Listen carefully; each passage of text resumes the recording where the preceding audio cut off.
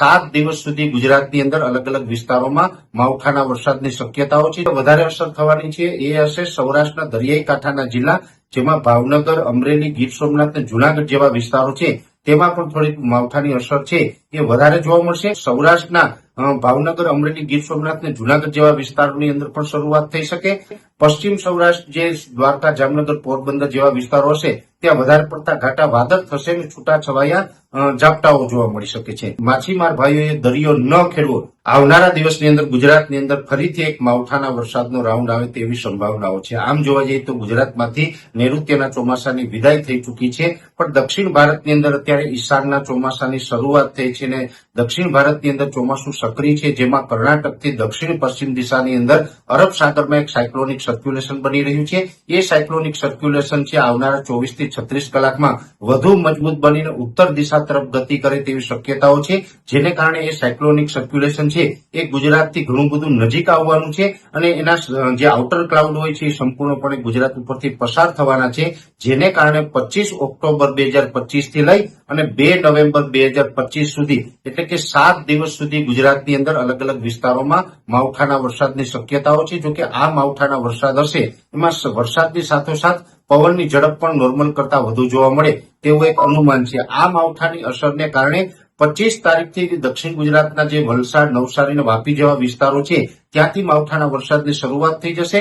26 ઓક્ટોબરના રોજ સૌરાષ્ટ્રના ભાવનગર, અમરેલી, ગીર સોમનાથ અને જુનાગઢ જેવા વિસ્તારોની અંદર પણ શરૂઆત થઈ શકે અને 27 તારીખથી અમદાવાદ, આણંદ, નડિયાદ, ગોધરા, કપડવંજ અને મહીસાગર જેવા વિસ્તારોમાં પણ એ માવઠાની શરૂઆત થઈ શકે છે.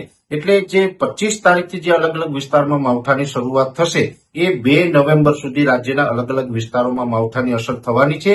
જોકે આ માવઠું છે અમુક વિસ્તારમાં સામાન્ય હશે તો અમુક વિસ્તારમાં તીવ્ર માવઠાની અસર થશે, જેમાં ખાસ કરીને સૌથી વધારે અસર છે એ દક્ષિણ ગુજરાતના વલસાડ, વાપી, નવસારી, સુરત, ડાંગ, આહવા અને બિલીમોરા જેવા વિસ્તારો છે એ તમામ વિસ્તારોની અંદર તીવ્ર માવઠું થાય તેવું અનુમાન છે. ત્યાં પણ પવનની ઝડપ છે એ માવઠા સમયે 35 થી લઈને 40 કિલોમીટર પ્રતિ કલાકની ઝડપે ફૂંકાય તેવી શક્યતાઓ છે.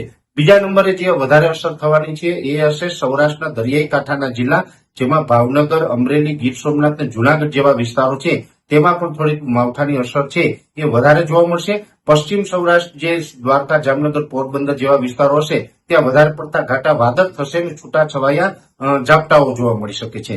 મોરબી, સુરેન્દ્રનગર અને રાજકોટ જેવા વિસ્તારની અંદર પણ અતિ ઘાટા વાદળ જોવા મળે અને સામાન્ય ઝાપટા જોવા મળે તેવું એક અનુમાન છે. કચ્છ જિલ્લાની અંદર સૌથી ઓછી અસર જોવા મળવાની છે, છતાં પણ કચ્છ જિલ્લાની અંદર વાદળછાયું વાતાવરણ અને 1-2 સેન્ટરની અંદર સામાન્ય ઝાપટા પડે તેવી શક્યતાઓ રહેલી છે. ત્યાર પછી મધ્ય ગુજરાતનું વિરમગામ, આણંદ, નડિયાદ, ખેડા, વડોદરા અને કપડવંજ, અમદાવાદ અને ગાંધીનગર જેવા વિસ્તારો છે એમાં વધારે પડતા ઘાટા વાદળ થશે અને આ મધ્ય ગુજરાતના વિસ્તારમાં પણ એકદમ છૂટા છવાયા હળવાથી સામાન્ય વરસાદ પડે અને એ પણ છૂટા છવાયા વિસ્તારમાં હશે, દરેક જગ્યાએ નહીં હોય. મધ્યપ્રદેશ બોર્ડર વિસ્તારો હશે જેમાં મહીસાગર, દાહોદ, ગોધરા, છોટાઉદેપુર આ તમામ વિસ્તારની અંદર પણ હળવાથી સામાન્ય છૂટાછવાયા ઝાપટા નોંધાતા રહેશે. અરવલ્લી, બનાસકાંઠા, સાબરકાંઠા, પાટણ, મહેસાણા અને વાવ-થરાદ જેવા વિસ્તારો છે એ તમામ વિસ્તારોની અંદર પણ અમુક વિસ્તારમાં એકદમ વાતાવરણ ચોખ્ખું અને ખુલ્લું રહેશે, અમુક વિસ્તારમાં વાદળછાયું હશે તો એકદમ છૂટા છવાયા વિસ્તારમાં ત્યાં પણ હળવા છાંટછૂટ થઈ શકે છે. એટલે કચ્છ અને ઉત્તર ગુજરાતના વિસ્તારની અંદર આની અસર છે ખૂબ ઓછી રહેશે.